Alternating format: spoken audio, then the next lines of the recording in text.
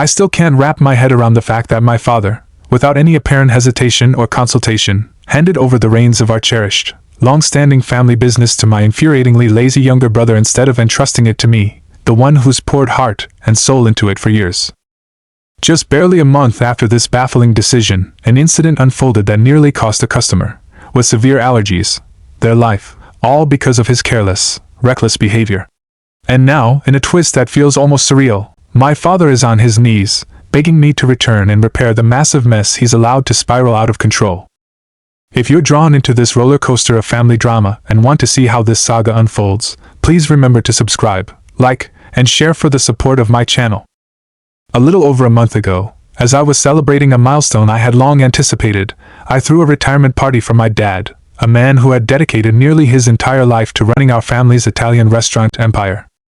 At 62 years old and worn out by decades of relentless work, he finally admitted that his energy was fading and that it was time for a new generation to take over.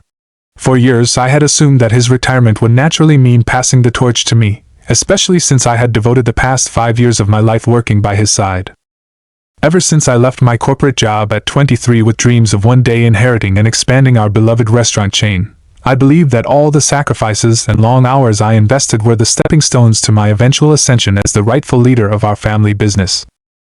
To understand the full scope of this tangled family narrative, it helps to know our origins. Our restaurant isn't just any establishment, it is the original venue that my grandfather and grandmother built from the ground up. This very location, steeped in history and memories of early entrepreneurial spirit, became the bedrock of our family's identity.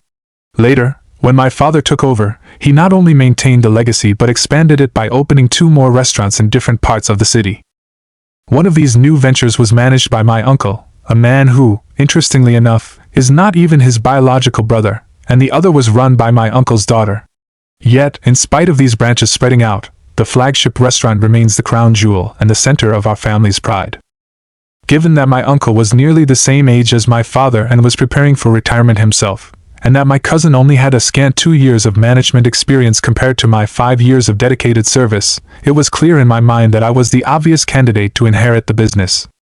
For as long as I can remember, I believe that my unwavering commitment, practical experience, and tireless work ethic made me the strongest contender to lead our family legacy. My father never directly stated it, but it was an unspoken understanding, one that I took for granted as a promise that the business would someday be mine. I was never confronted with any doubts or hesitations from him, which made the subsequent turn of events all the more bitter and shocking. I thought that the countless sacrifices I had made, the long hours spent perfecting every detail of the restaurant's operations, and the passion I injected into every aspect of the business were enough to secure my place at the helm. Then came the day of the retirement party, a day I had envisioned as the triumphant moment when my lifelong dream would come true. Surrounded by loyal employees, supportive family members, and even my mother, I was stunned into silence when, in front of everyone, my father pulled my infuriatingly bratty younger brother aside and had him announce his acceptance of the position. My shock was palpable. Here I was, a 28-year-old woman who had dedicated half a decade of her life to the restaurant, only to be upstaged by Derek, my lazy, irresponsible brother who has done nothing but coast through life. My older brother, Charles, who is now 34 and has chosen a respectable career as a surgeon, had no interest in this business anyway, but it was Derek's complete lack of ambition and his reckless behavior that made this decision so outrageous. I've never understood how my parents continue to coddle him, convincing everyone that his perpetual failures and dismissive attitude are merely phases he needs to overcome, especially since he's been fired from at least 5 jobs since graduating from community college. Derek's unyielding sense of entitlement, and his absurd belief that he deserves every good thing in life despite having achieved nothing of substance has always been a thorn in my side. I have watched him, time and again, make poor choices and exhibit a massive attitude that borders on delusional, treating himself as if he were on par with the divine. Our family has had to endure his incompetence and his total lack of accountability, simply because my parents insist on encouraging him rather than forcing him to face the consequences of his actions. It's a pattern that's both infuriating and heartbreaking, especially when I consider the countless hours and emotional energy I've invested in this restaurant, all in the hopes of one day taking over and leading it to even greater heights. The shock and betrayal I felt that day were overwhelming. At the party, as my father casually declared that Derek would be the new head of our family business, I was overwhelmed by a mix of tears, anger, and disbelief. I remember the moment vividly. My father, with a smug smile, pulled Derek to his side and let him announce his new role in front of everyone, while I stood there feeling utterly invisible. I couldn't hold back my tears as I stormed out of the restaurant, leaving behind a scene of stunned silence and disbelief. Moments later, my father followed me outside, desperately trying to justify his decision. His explanation, that putting Derek in charge would force him to finally take responsibility for his life by managing the restaurant, was as weak as it was insulting. He argued that since Derek had never truly had a stake in any of his previous jobs, maybe managing the business would spur him into action. Even more galling was his insistence that I should continue to play the role of his ever-watchful assistant, essentially reducing me to a babysitter for a brother who has never earned or deserved such a role. I was livid. I made it crystal clear to my father that if he truly wanted me to return and help salvage the restaurant, then he had to either reverse his decision and give me the leadership role I had worked so hard to earn, or risk losing me, and by extension, the one person who actually knows how to run this business, for good. My ultimatum was firm and uncompromising, and it quickly escalated into a heated argument. My father dismissed my feelings as selfish and accused me of not caring about Derek's future, even as I argued that his actions were exactly the kind of irresponsible behavior he had long criticized in my brother. That confrontation was the final straw, and after that day, I walked away from the restaurant, determined never to return under those conditions. For the month that followed, I deliberately stayed away from the restaurant, distancing myself from a place that had once been my passion. I kept in touch with my mother and my older brother, Charles, but we never broached the topic of the restaurant, knowing it was a sore subject. During that time, I also began exploring other job opportunities.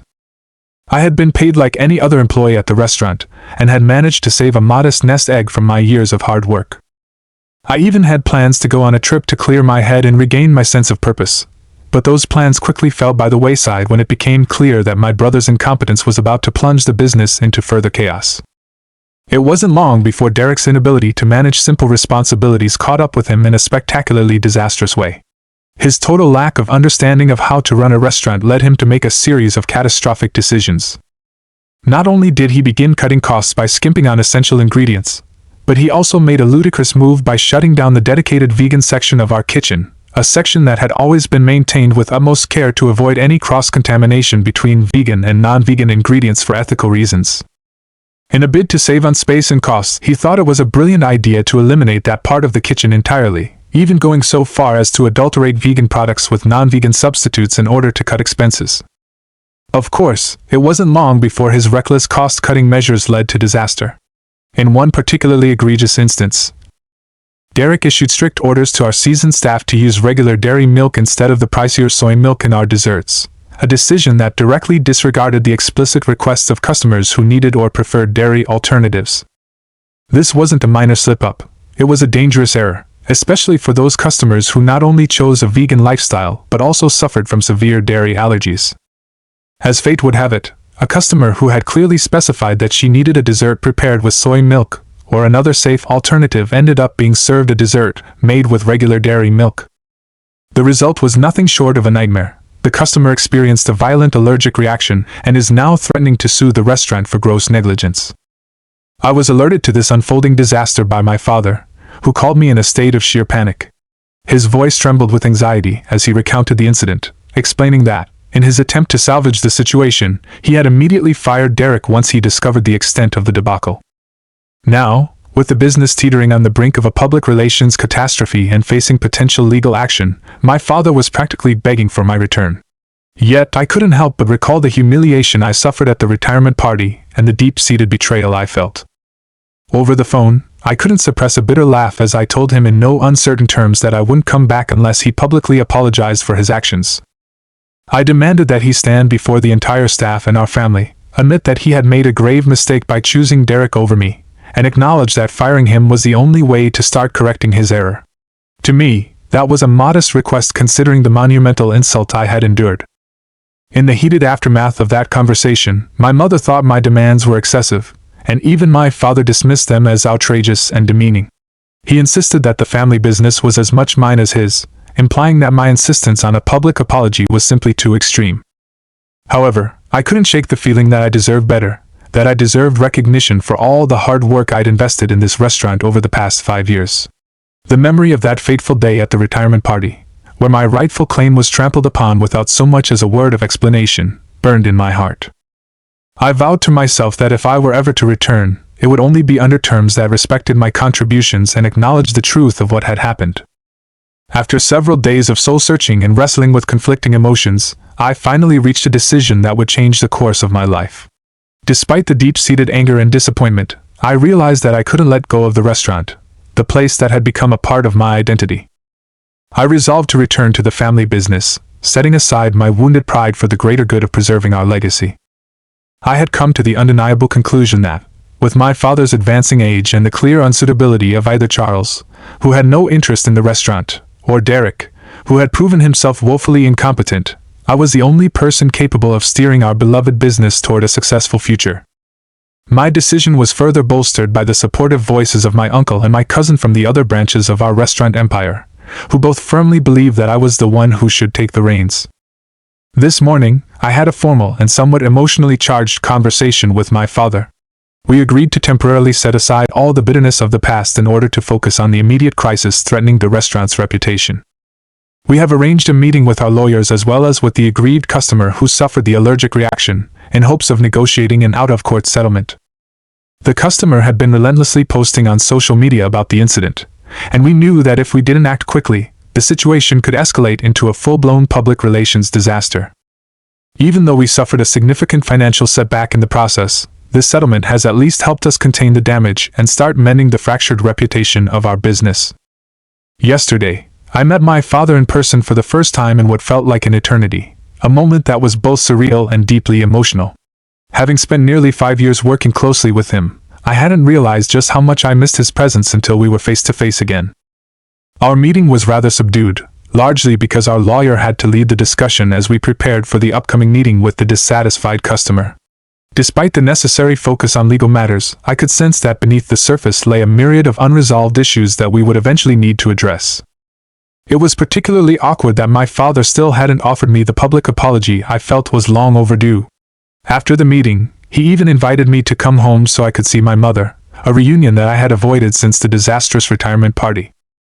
Unfortunately, I had to decline his invitation because I was already committed to attending a friend's engagement party the previous evening. When I casually inquired about Derek's whereabouts, my father curtly informed me that he was no longer living with him, and when pressed for details, he became evasive, making it painfully clear that discussing Derek was off the table. Later, I spoke with Charles, who mentioned that he'd learned Derek had moved out just a few days after being fired, though he couldn't say for sure whether that was Derek's own decision or something our parents had orchestrated. Now, 1 month after rejoining the restaurant, I can honestly say that I have never felt happier or more fulfilled. The time away had made me realize just how much my heart and soul belong in that bustling, vibrant environment. Despite the lingering scars of past conflicts with my father, my passion for the restaurant remains unshaken. I am more determined than ever to lead our family business to new and unprecedented heights. My father and I have been working hard to rebuild our relationship, and both he and my mother have finally acknowledged that, in their misguided attempts to elevate Derek, they had consistently overlooked my contributions. They admitted, albeit reluctantly, that their constant efforts to boost Derek's ego only exacerbated his already inflated sense of self-worth, leaving me in the shadows of my own success. Today, I feel a renewed sense of purpose and an unyielding commitment to the legacy that is our restaurant. My father now truly seems to value my input, and together we are taking deliberate steps to restore not just the business, but also the family bonds that have been strained for far too long. Our family now makes it a point to spend more time together, enjoying regular dinners and heartfelt conversations, while Derek, despite repeated invitations, continues to distance himself. I genuinely wish him the best for his future, even though I no longer wish to be entangled in his web of irresponsibility. Ultimately, I have come to understand that the future of our family business rests solely on my shoulders, and I am ready to embrace that responsibility fully. I am determined to build something truly remarkable, something that reflects my passion, my hard work, and my unwavering belief in our family's legacy. And so, my journey continues as I step back into the world I once left behind, armed with lessons learned from betrayal, heartbreak, and the relentless pursuit of excellence. Every twist and turn in this saga of family dynamics, mismanagement, and eventual redemption only fuels my determination to succeed. I invite you all to stay with me on this tumultuous ride and share in every victory and setback along the way. Remember, if you enjoyed this story and want to support my channel, please subscribe, like, and share. Your support means everything to me and keeps this incredible journey alive. Thank you for reading through my long-winded saga of betrayal, hardship, and ultimate triumph. I look forward to sharing more of my experiences and the exciting future of our restaurant as I continue to navigate this challenging yet promising road ahead.